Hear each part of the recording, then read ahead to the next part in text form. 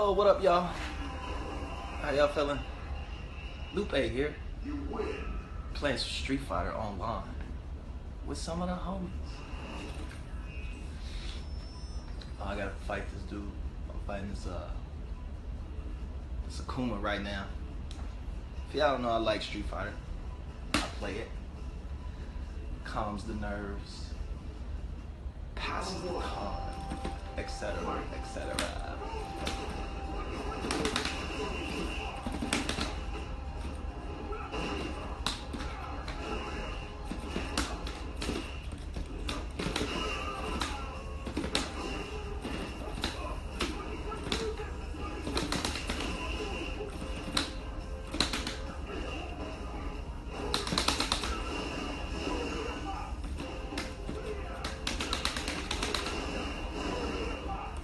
Food right now. Oh, he's food. That's stun. Hey, I'm a Street Fighter champion. I got my E-League shirt, E-League celebrity champion right there. Yeah. So after I finish this match, we're gonna get into the live chat about Food and Liquor 2. Happy birthday, Food and Liquor 2.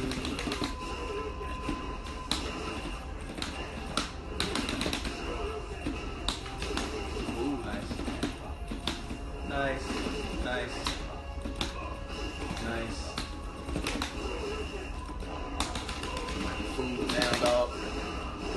Yeah. Yeah. Oh, super. That's gonna hurt. That's gonna hurt too, though. Ah. Contain yourself. Let's do this properly. Oh, we're dead.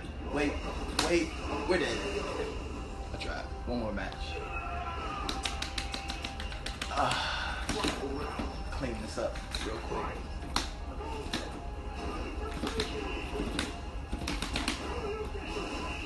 Come on now.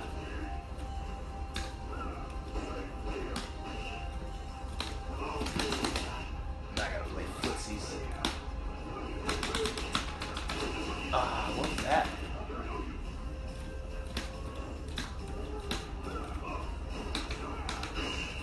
Oh, what is this? Play your game, bro. Play your game. Dropping combos, disgusting. Stop demon and out. Stop running. Wake up.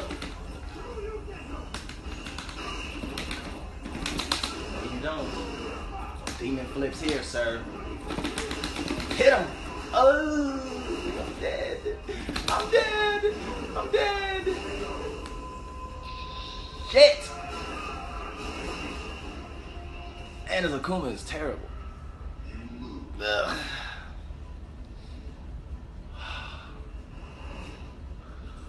Hold on, y'all. I gotta finish this. I gotta do the run back. One more, and then I'm done. I'll wrap it up for the day.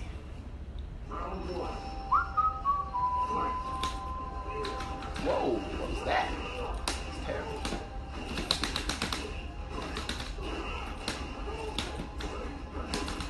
Nope. You stop talking. Wait. What was that? What?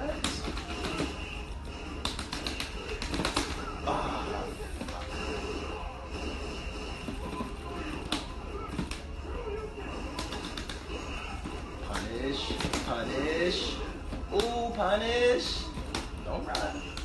Stop running. Why you running? Why you running, dog? Ooh, nice. Oh, that hurt. Wake up. Damn. Oh, that's right.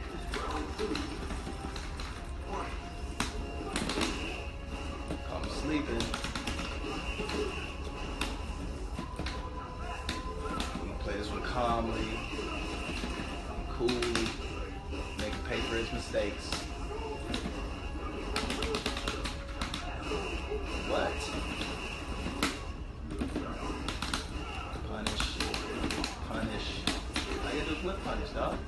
Let him throw it. Yep. Walk up. You're not gonna do nothing. Oh, wake up, EXDP.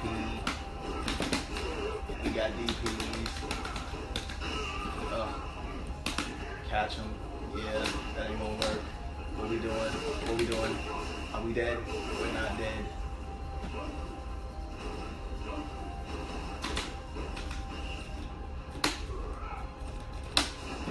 Oh no! Death.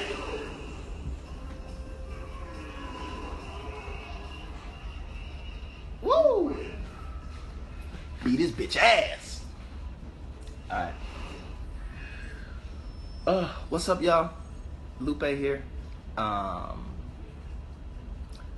We're gonna talk about. Let me turn this down. We are gonna talk about. Let's get some mood music up in this piece, son. Son. Let me see what's on Chill Hop real quick. Oh, we have some background music. So I can focus my thoughts. Yes. I went I think I went like 5-1 this morning on the Street Fighter. Here we go. I'm gonna do some Chill Hop in the ambiance. Nice view of San Francisco. Oh, that's nice. That's pretty. Yeah. So, Food and Liquor 2 came out today. 5 years ago. It was the sequel to Food and Liquor 1, which came out 11 years ago, plus one, a few weeks ago, which some of y'all may know. And I just want to, last time, the 10-year Food and Liquor anniversary, I did oh, that's a little loud. Okay. I did like a podcast where I was just kind of rambling about the making of the album and different stuff like that. So I was thinking about doing something for Food and Liquor 2, but I didn't want to do that. I didn't want to do just like a long drawn out podcast thing, going over details of the album and record it and put music on it and all that stuff. So I just figured I'd just do a live stream with y'all and just kind of ramble on about the album for a little while trying to get some work done. Ba-ding. So yeah, so Food and Liquor 2, Great American Rap Album Part 1. There is no Part 2. There will never be a Part 2. There was supposed to be a Part 2. And maybe we can talk about that. What happened to Part 2 of Food and Liquor 2? So first let's talk about, we're going to talk about some serious concepts, and then we're going to talk about some not so serious concepts about the album, because this is actually a very serious album. It's not a even though I'm like being jovial and smiling and stuff right now, Food and Liquor 2 is a very serious album in terms of its content and its intent and what it was supposed to do, or hopefully supposed to do. And in a lot of ways it wasn't necessarily prophetic, but it was definitely predictive. But you don't really have to be predictive or prophetic when you understand how trends work and how history works and how history repeats itself. So first let's talk about the album artwork. For y'all that don't know the album artwork, I think I got it here somewhere.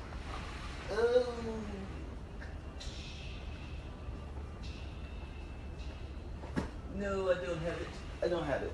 Anyway, it doesn't matter because it's all black. Album artwork's all black. It's an all black album, all black album booklet, all black CD. Even everything that was visible on the album was black. No credits. The credits were actually underneath this. This is annoying. The credits were actually underneath the CD thing. So when you pulled the CD case off, underneath it was this piece of paper that had the list of credits. Or you could just go to Wikipedia right now and check it out. But giving shouts out to all the producers that was on there. We had Soundtrack. We had 1500 or Nothing. We had Simon Says. We had whoever these dudes are. Bullet. I don't know who that is. Famtees, I think. We had the Audibles. We had Mr. Incredible H-Town. Shout out to Mr. Incredible. We had the Runners, Calypso and Severe. We had Pro J, who actually did Battle Scars, so that was actually God Sebastian thing. We had Infamous, and King David. Shout out to the homie King David. And I don't know why Go to Sleep is credited by Kanye West. I don't know why that is, because that is actually Soundtrack. I think Soundtrack did Go to Sleep. But that's weird. But anyway, I don't trust it. Wikipedia is weird.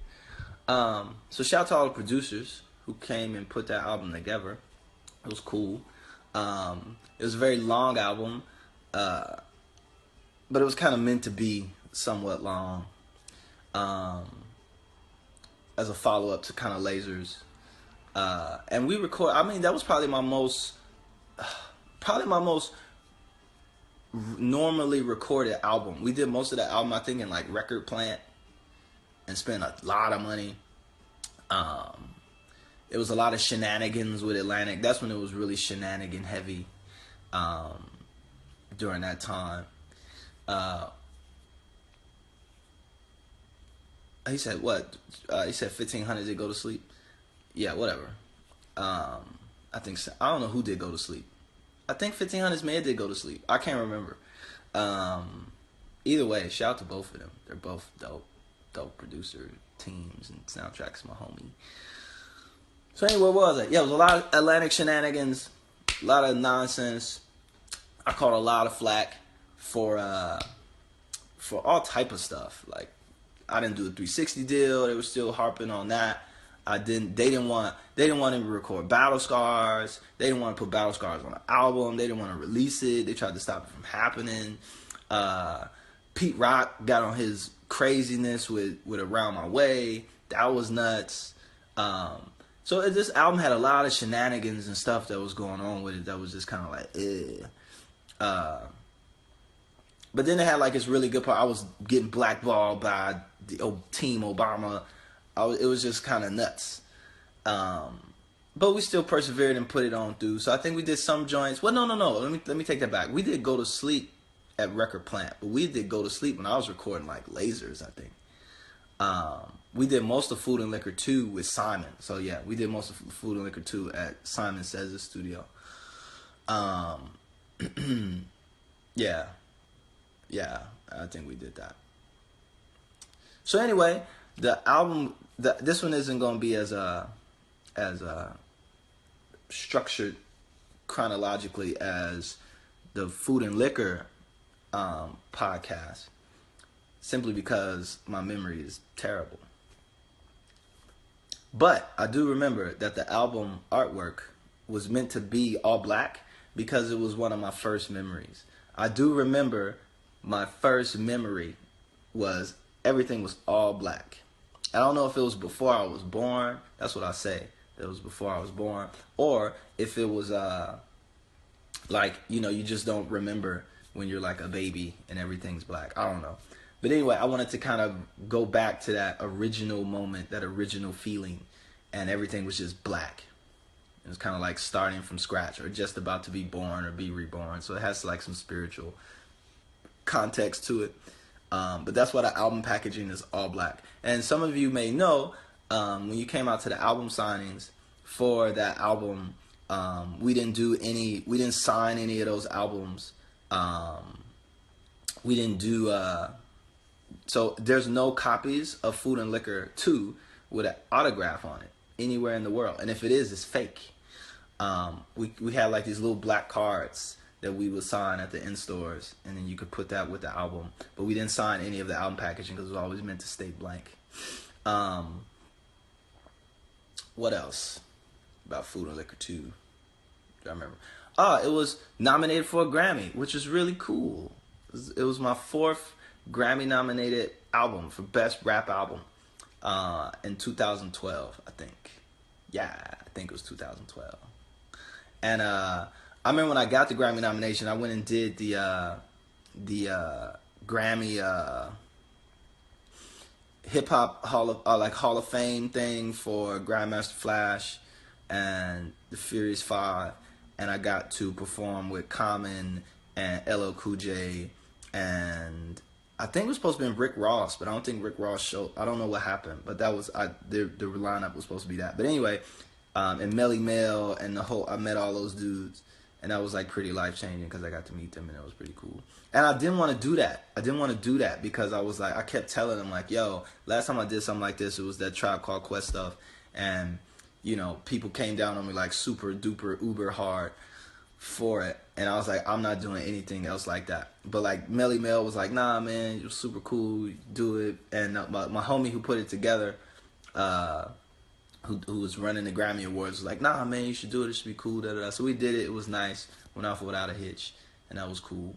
And then that night, they announced the nominations, and I got nominated. Food and Liquor 2 got nominated for a Grammy.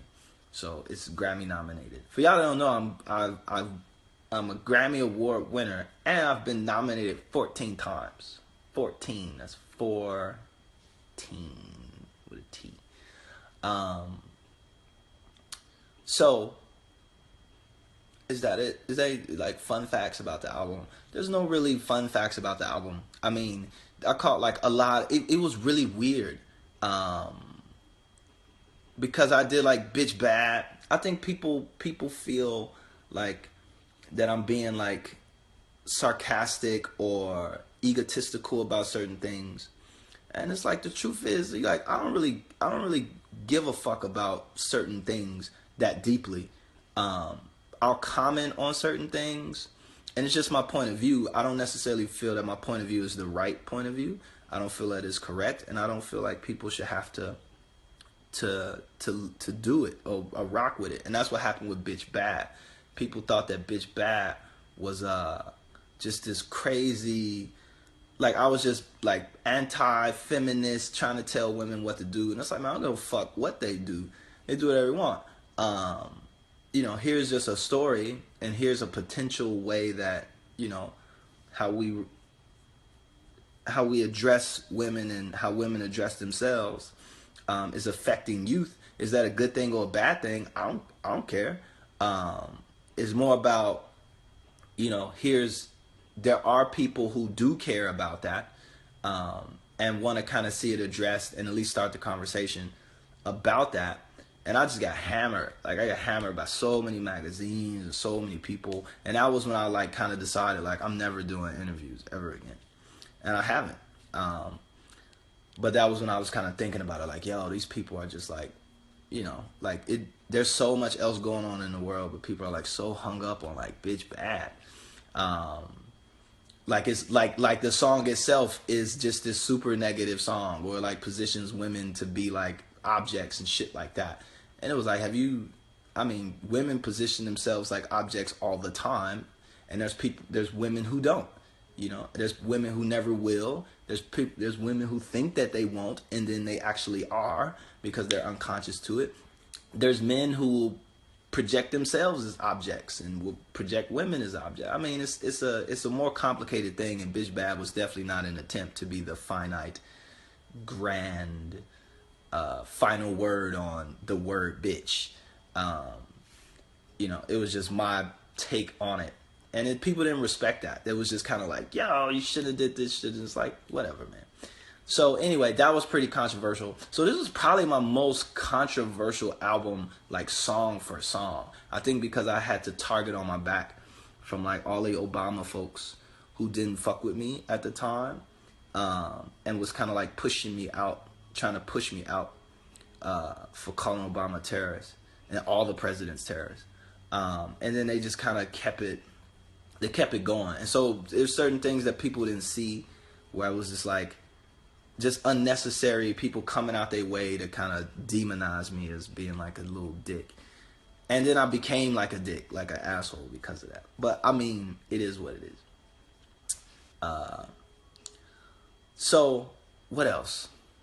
What else about this album was interesting? I really liked Form and Function. That was kind of like an older record that we kind of tagged on there. That was pretty cool. I wanted to like redo Failure, but I can't redo Failure. So it was just kind of like, I'm gonna just go in here and rap. I don't think I wrote that down either. I think I freestyled that, like styled it, but didn't write it down. What else? I just want to get through all of this stuff. I got the track list. Oh, so let's talk about the videos. This album has like my favorite video of all time that I've ever done. I never really liked any of my videos. But this video was one that I really liked, and it was the video 1, 2, 3, 4, and it was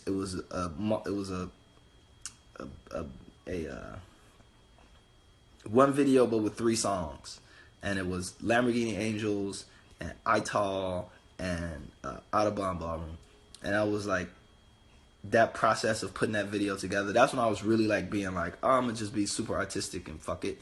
And so that's why you got the all black album cover, and that's what you got in booklet and everything. And then you got the videos. I think we did more videos for this album, for Food and Liquor 2, than we did for any album.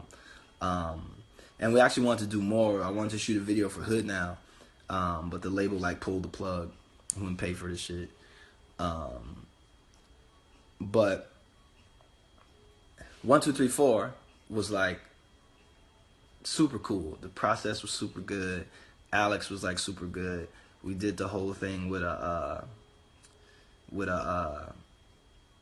think we like, it was just so much about that video when I watch it. Like, it's probably the only video that I go back and watch and still like, other than probably the video for I Don't Want to Care Right Now, simply because it was like live and it was super cool. But the 1, 2, 3, 4 video, like everything about that video, it was like a video in a video in a video. Where if you watch like the first video for Lamborghini Angels, it's just like all this imagery. It's like chicken and Jordans and guns. Fun fact, all of those guns except one in that video are all mine. Which is really, we have to like transport all these guns to like the video shoot. Even that big old anti-aircraft gun, like that was mine too.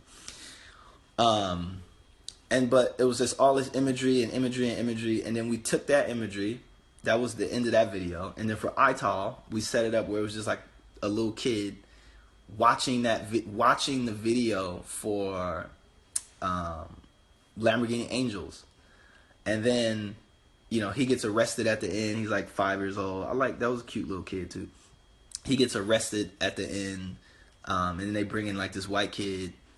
And the white kid, when he doesn't watch that video, he watches like CNN and like educational stuff. And then it's kind of left to what his story is going to be. And then then the video for Audubon Ballroom was a group of like a group of people from different walks of life watching the video for Ital as kind of like this corporate boardroom setting, and like watching the video of the kid watching the video of Lamborghini Angels, and it came off really well. I think it was my favorite video. It's my favorite. It came from this album. So what is the album about totally, and what was it meant to be? Food and Liquor 2 Great American Rap Album was meant to be a conversation about America, and it was my feelings about America, and kind of having a raw, unfiltered conversation about this place that I was born in and the place that I live in, and all of the things that I've seen and the things that I've done and the contradictions and the biases, and then also some of the good things and etc., and some of the progressions and stuff like that. So if you go through the album, it's all about like social commentary. Some of it is very much you know, like instructions or orders to be like, yo, homie, you shouldn't buy a Ferrari, buy a Toyota. And I say that out of experience because I bought 4 Ferraris, and it was kind of like, these are actually shitty cars. They depreciate soon as you leave the lot. You'll never get your money back off of them, except for some of them, but really never, because the maintenance on it is so high. You become a moving target. Except they're not good for everyday use. It's just a myriad of things where it was like, it's better to just kind of have a Toyota. And that was like an experience for me where it was like, man, I just wish I had a normal car instead of having to go to the grocery store in this fucking Ferrari. But that was just kind of like life lessons, experiences, some personal, some public, some macro. But it was all about a conversation with America, right? And how I felt about America, and how America is viewed, and how I view America and participate in America. And that's why we called it the Great American Rap Album. And it was, the first words off that album, and it's relevant to today, literally to today and yesterday, was, I can't pledge allegiance to your flag because I can't find no reconciliation with your past. And that was something that, people don't know a lot about me, and that's like on purpose. But like, my father was very revolutionary. He's very militant.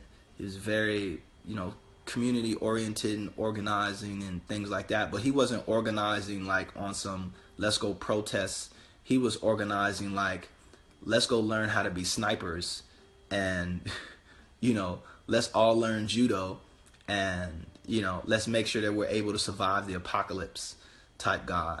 But he was very, very smart and very, very intelligent. And he always told us, and him and my mom always told us, never say the Pledge of Allegiance in school. So, people think the national anthem is something interesting. I mean, that's like a war song. It doesn't really, it is what it's for. Like, it's the military patriotic aspects of America, which you can view as being a good thing or a bad thing. But then you have to kind of be cognizant that blacks fought in the Revolutionary War. And that's kind of where that song comes from and what it's meant for. And it's meant to be a military kind of piece. And my father was in the military. He was a Special Forces Green Beret. And he fought for this country and whatever that means. But he also was very, real about things on the ground. And so he always instructed us since we were kids never to say the Pledge of Allegiance. Pledge of Allegiance is different than the national anthem. The Pledge of Allegiance is like, I pledge allegiance to the flag, United States of America, and to the republic for which it stands, one nation under God, with liberty and justice for all. And they always told us never to say it. So in school, we never said it. We stood up. We never saluted the flag because he didn't want us pledging allegiance to something that, one, we didn't understand, and two, which wasn't necessarily true. It was more so aspirational. And so the album starts with that. And that's very relevant to today because you can see like things with like Kaepernick and all these people protesting the national anthem and, what that means and what it stands for. And it was kind of like, so that's why I say, people say, oh man, you said that first. I'm like, nah, people have been saying that since people started the Pledge of Allegiance. Like, you shouldn't say it as a black man in America. Because it was never written for you, or it wasn't written with you in mind, or it was written and it wasn't really planning to live up to its ideals. It just wanted you to have kind of blind allegiance. So once you learn about America, which is the other side, and you learn about it and you experience it, and then you realize that it is this kind of dynamic place which isn't really fixed, and it's about you making it and not really being a victim and taking advantage of the system and doing all these other things. And you have the freedom to do that. There's no like secret police force like kidnapping you in the night, like in some countries where that is real, where you can't really do anything, you can't really say anything. There's a level of freedom here that other countries don't enjoy. Freedom of speech, freedom of association, freedom of religion, all these different freedoms. And if you can kind of step back and look at it like that, as more of it being a challenge for you to succeed in this place, even against the odds, because everybody has odds to fight against, then it's like, yeah, then you make the decision like, oh, then I don't mind saying the Pledge of Allegiance, or I don't mind saying the national anthem because what it means to me personally. So, but for me, it was like my father always told us never to say the Pledge of Allegiance. But to more so learn about this place and explore this place. And then if you feel comfortable once you're old enough to really understand what's happening and able to kind of have your own say-so and own relationship to it, then you make your decisions as a grown person. But I think that was like super cool because it didn't, for my father to do that for us. It was controversial. We didn't really get in trouble for it at school or different things like that. But we didn't get just blindly thrown into something that we didn't understand, which kind of happens a lot, not only here in America, but all over the world. People just take tradition for what it is, don't really examine it for what it really means, and what it relates to them as. And they just go for it. So that was kind of like the impetus of the Great American Rap album, to start with, you know, I can't say this because of this. Have I reconciled that? You know, I can't pledge allegiance to your flag because I can't find it, because there's a reason. It's not, I'm just not saying it because it's cool. Because I can't personally find any reconciliation with your past.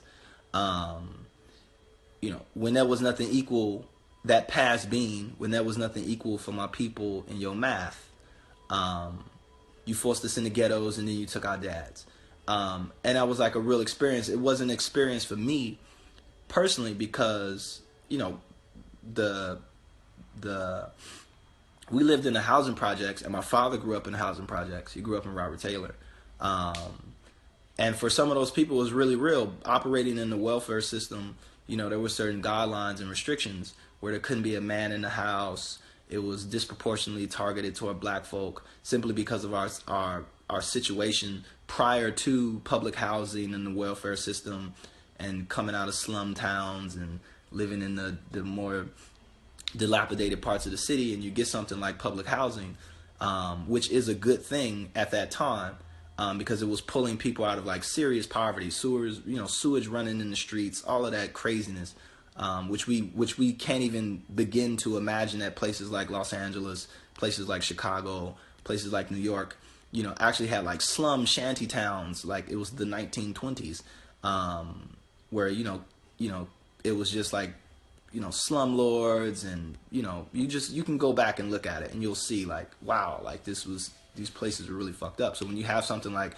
public housing, which is a material improvement from living in like some one room shack with 20 people, that's a great thing. But then the downside of it is all of these stipulations and regulations which were in place for you to qualify to live in those places.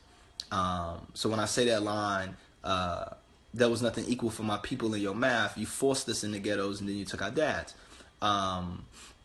It was true. We're marginalized. Black people as a whole were marginalized into the ghettos of different major cities. And then the stipulations to live in those parts of the city were, you know, damaging to the unity of the black family. They were damaging to the consciousness of black folk and their position in relation to white folk. And remember, at a period of time, those were mixed income, mixed community, mixed race, desegregated places. And they got segregated over time with the advent of things like the suburbs and the development of the spaces outside of the city.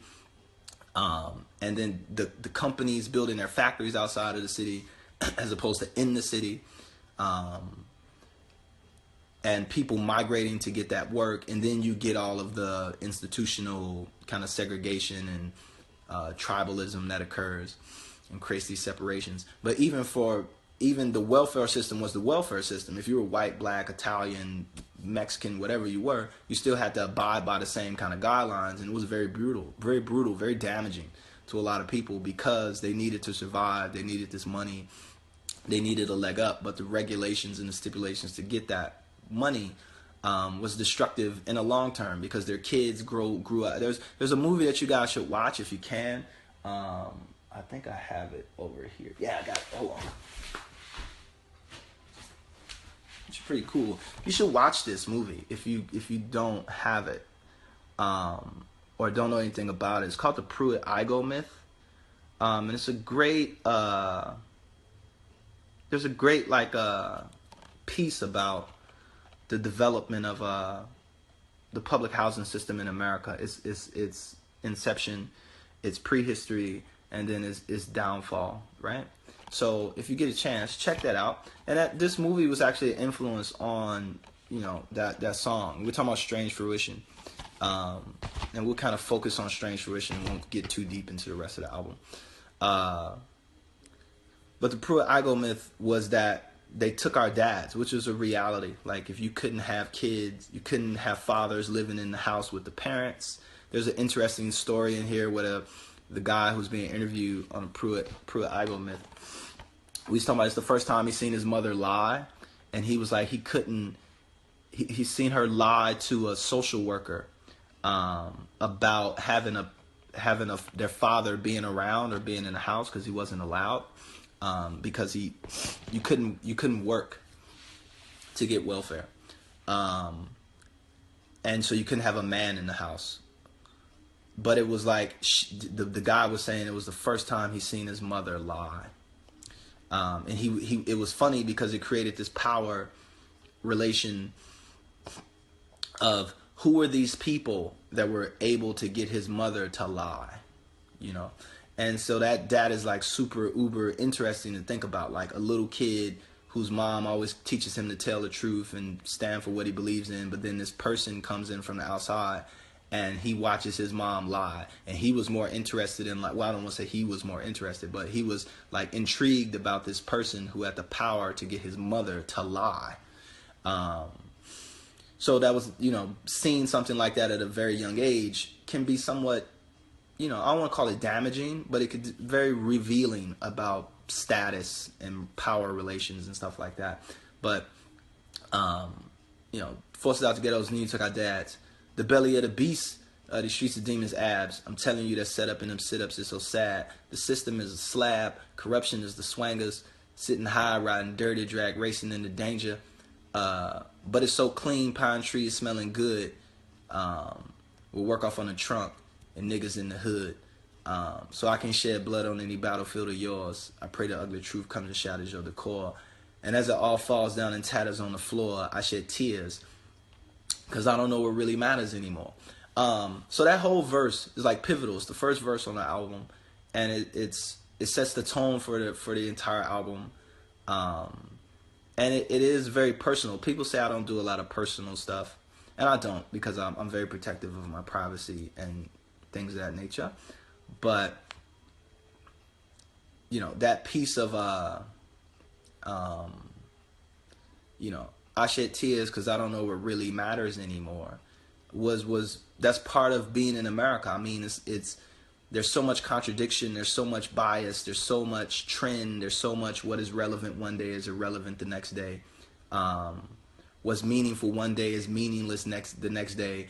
A position that is the enemy one day is the friend the next day to the enemy the next day.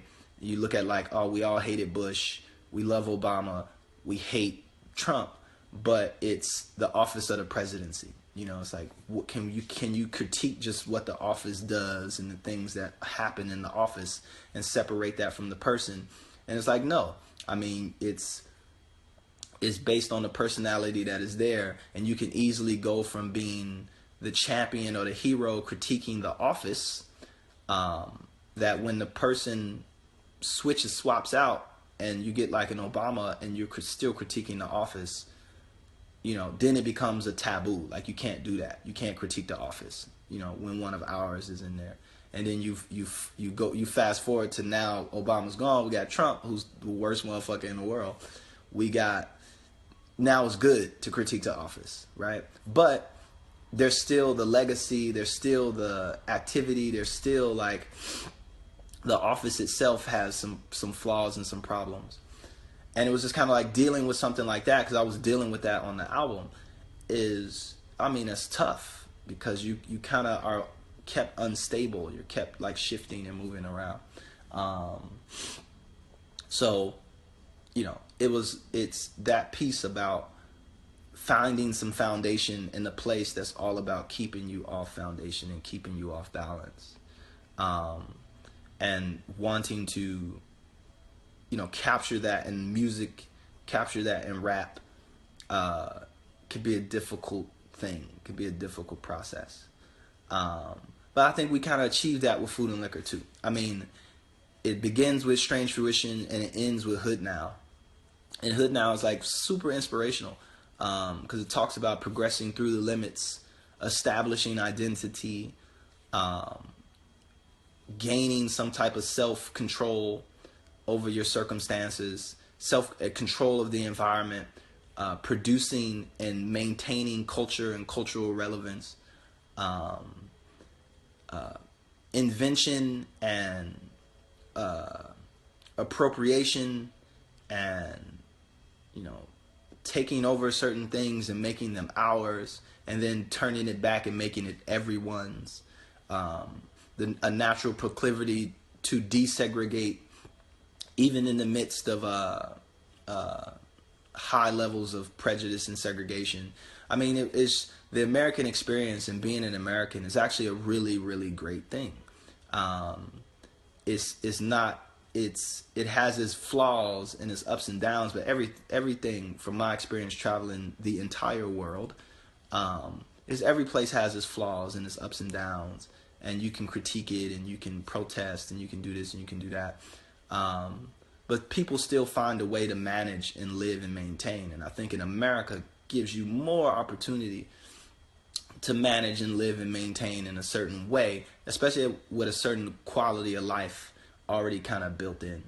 And so it was kind of like there's certain things about my relationship to America with that album that changed, where it was eye-opening to see the reaction to certain things, to still protest and still, make a stand on something, and it still be commercially received and commercially accepted. And even some of the things that were brought up on the album, which is Around My Way, which is just a commercial for all types of things that are going on in America and in abroad, to see a lot of those things kind of come to fruition. Not that it was my, like I had anything to do with it, except to add to the conversation, maybe propel the conversation.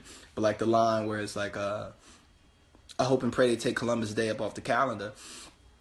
And they did, in California, at least in Los Angeles, where now it's I think it's Indigenous Peoples Day. And it was kind of like, yeah, like it's good to see that, that what you put into the music or put into the conversation or reinsert it to the conversation, because that's really just me taking something prior that I knew about and putting it in on the album and keeping that conversation going. And then going and touring and performing the song and saying that, in mad cities all around the world, I hope and pray to take Columbus Day up off the calendar, amongst other things on that, that album.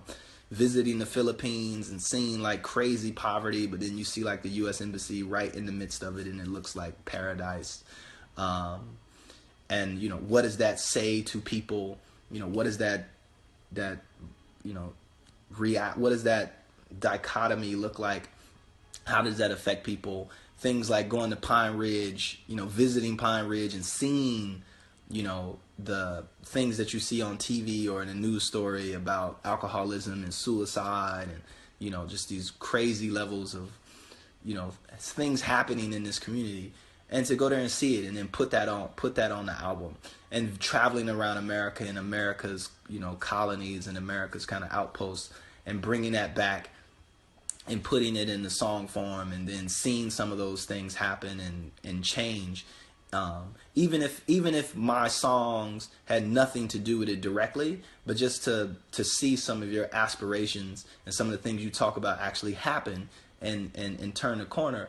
I mean, that's great. That's a great thing to see, especially in America, especially in a place that has a long history that was built on segregation and built on prejudice and built on injustice and built on slavery and built on all this other kind of crazy stuff. To see America kind of grow up, and to see it change and to see it get better and better over the years, is a great thing. It's not a bad thing. And to see incremental steps toward progression and change and inclusion, but then also to see people having the wherewithal and the facilities to be able to operate even in spite of those things. For people to be able to grow businesses and grow institutions, and grow themselves to be more confident, to be more resilient, to be more open-minded and empathetic citizens, and to see that the country supports that negatively and positively, through some of its actions of its minorities, affecting, to see that the reaction of the majority to the actions of a minority, to help progress and solve certain issues is great, even though the initial action might be very negative. But instead of it turning into a cycle of negativity, America finds a way to kind of commute it and turn it into something, if not changing or revolutionary, to at least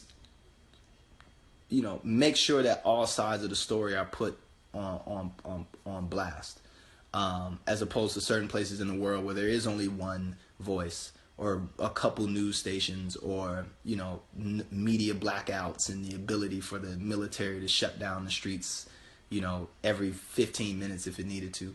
So just specifically thinking about this album and focusing on that, because it was my conversation with America, with the past of America, contemporary America, and the future of America, and what I want to see America be and become.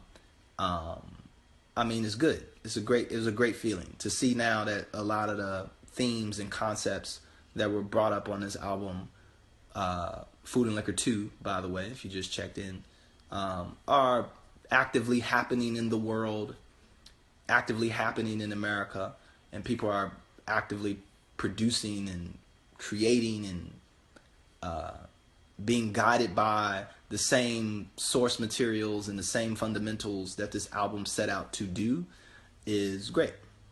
If the album had nothing to do with it at all, but still just to be a part of that conversation feels really good.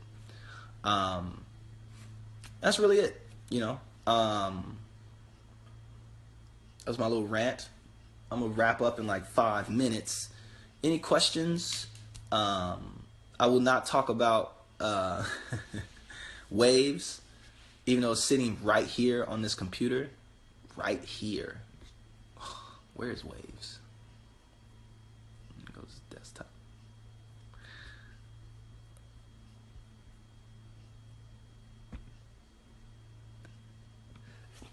Excuse me.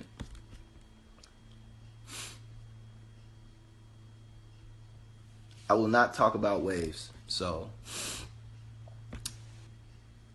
if you're expecting me to play some random wave songs for you to rip off my stream, you're gonna be sick, dog, because it's not gonna happen. But yeah, here's waves. I'm looking at it right now. Can you look at the reflection in my glasses and see like the file? It's like over here. It's like right there. So anyway, any questions?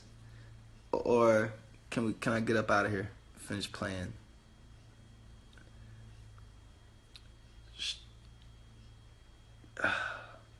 Playing some Street Fighter. Do you know what part of Africa your family hails from? No, my family's not from Africa.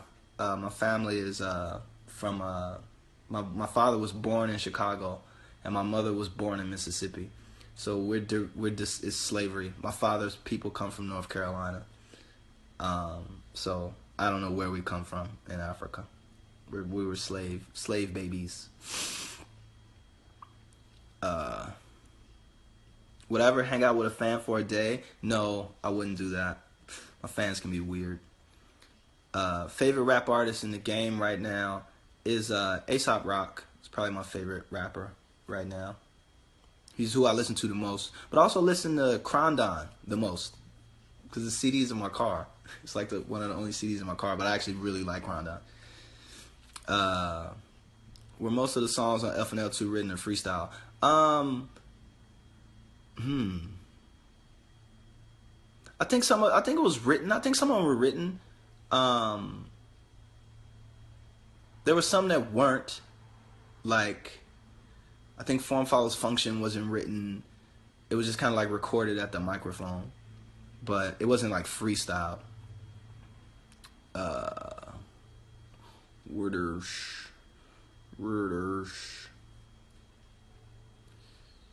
I thought you said Logic was the best rapper. No, I said Logic was better than Kendrick, is what I said. I didn't say he was the best rapper.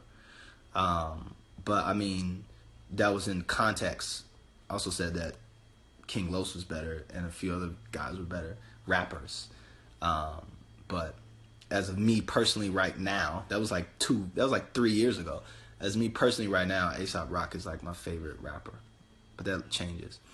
Do you still think Tetsu on Youth is your best work? No, I actually think that Waves is probably my best album right now in terms of completed work.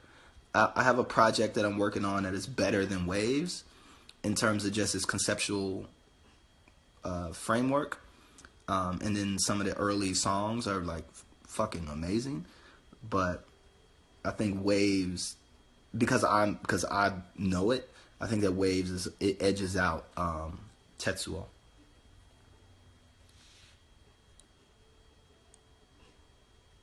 No, it's not Skulls. Skulls is almost done. No, not listening. Not hearing this till it comes out. Um, what books am I reading right now? Oh, cool. I'll show you. I'm reading this right now. It's called Reaper's Garden. It's wrote by one of my newfound mentor friend homies named Vincent Brown. He's at Harvard. He's part of their history department at Harvard. And it's about focuses on the slave trade, but between mostly Jamaica. And it's about death. The book is about death and power in the world of Atlantic slavery. But he covers death, like how death plays a role in slavery and all of its areas and capacities. It's a somewhat of an academic work.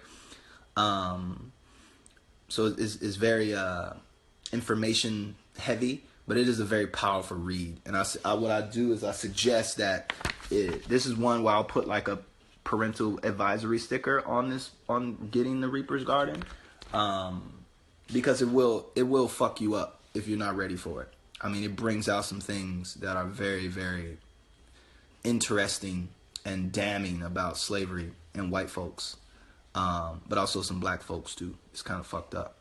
But yeah, the Reaper's Garden.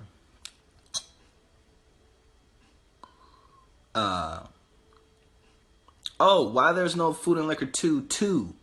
So Food and Liquor 2 was here's some crazy. Here's how far this all goes back. Food and Liquor 2 was like super poppy. It was like a super pop album. Food and Liquor Part 1 was supposed to be this heavy content oriented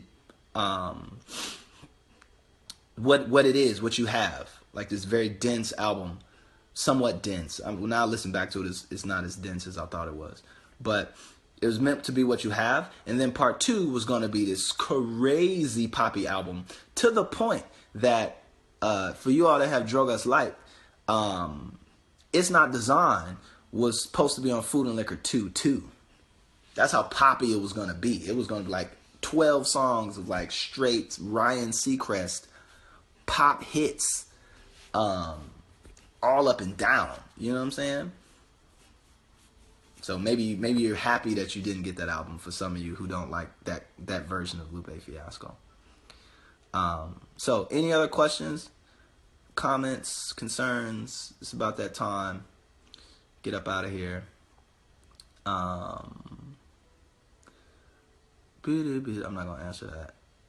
What would you consider your least favorite project you produced? I'm not answering that either. What advice can you give someone about struggling in music? I'm not answering that either. What's up, Lloyd? I'm not answering that. All white cover. Yeah, it was gonna be all white. It was gonna be an all white cover. Oh, it was probably gonna be all red or something like that. But it was definitely it was definitely kind of crazy. All right, so we're gonna wrap it up. I'll take one more and then I'm getting out of here. Not talking about martial arts. We'll talk about that later. How many more albums are coming out? So I'm slated for I'm slated for 2 albums. I'm still gonna keep my promise in terms of doing 2 more albums, and then I'm fucking done with albums. But that's not true. But I'm slated for 2. So Drogas Wave and Skulls. Okay? Drogas Wave and Skulls. They're still coming. Just hit some sample clearance issues. And process was moving very slow. That was it. Alright, so cool. Thank y'all for tuning in to the chat. Hope you learned some stuff about Food and Liquor 2. Oh! I almost forgot. So there is, and it exists, we went to New Orleans, me, and my homeboy Toby, and we shot a movie about Food and Liquor 2. And it was supposed to be a collaboration with Genius, rap, when it was Rap Genius, not this Genius shit that it is now, but when it was Rap Genius. And we went and shot this whole thing in New Orleans, kind of like Fog of War style. I don't know if you ever seen Fog of War, the documentary, where it's just like an interview with me and some cut scenes. But it was really dope because I went and broke down every single song on the album. But it was like very stylized and shot like a movie. We might put that out later. It might just come out like years later. But we did that. And then what held it up was, I think we couldn't get like the participation from the label. The label just wasn't trying to fuck with me. But we didn't get participation from the label. And then we were going to do it independently. And then it kind of got out a little crazy. But yeah, so there's a Food and Liquor 2 movie. Real talk, real shit, like a full fucking film. Talking about the album, the inspiration for the album, and then as me kind of going around New Orleans. It's shot like super crazy, but we just never had the resources to finish it, and never really identified like a distribution channel. It's kind of like how there's that live show of The Cool in Chicago, the like Lupe Live, that we never put out. Because, you know, Atlantic didn't want to some shit with Hot Topic, and it was just fucking stupid. So yeah, so be on the lookout, and maybe in a couple years, I don't know, if we ever finish that Food and Liquor 2 movie, and maybe throw that out there. All right, that's it. Appreciate y'all. Thank you guys. Have a good day, and thanks for tuning into the chat. Thanks for supporting Food and Liquor 2. Came out today, 5 years ago. Grammy nominated, my 4th album, and still relevant to today and what's happening. And if you haven't listened to it, listen to it. It's a good album. It's not my best album. That's it. So thanks, fans. Peace. See y'all later. Yeah.